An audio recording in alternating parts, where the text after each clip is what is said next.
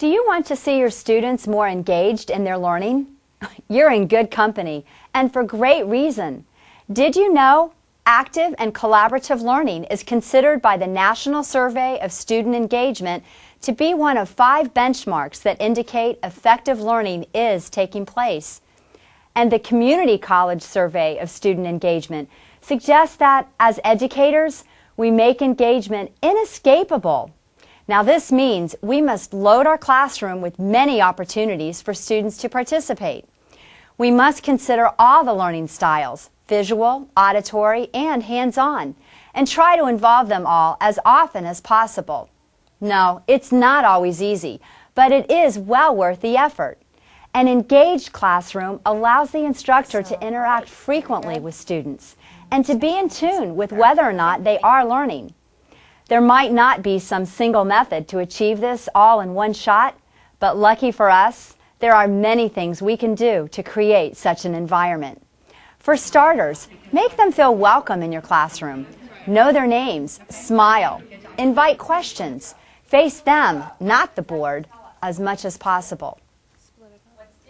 Have them work out problems together at the board. You can walk from group to group to check their work and help them, but meanwhile, they will enjoy working it out together. Play games. Hey, your turn. Factoring polynomials for 100.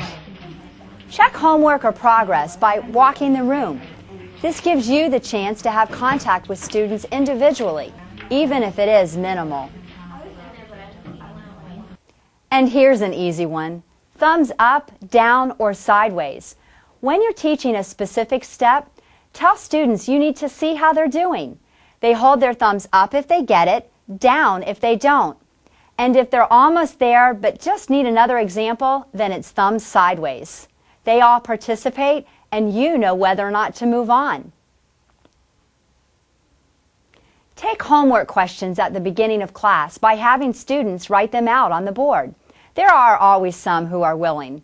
Have them write out the problem and their attempt at the solution. And something that is becoming one of my favorites, student marker boards. These are an effective way to get students to apply just about any concept at any time during class, and most students seem to enjoy them.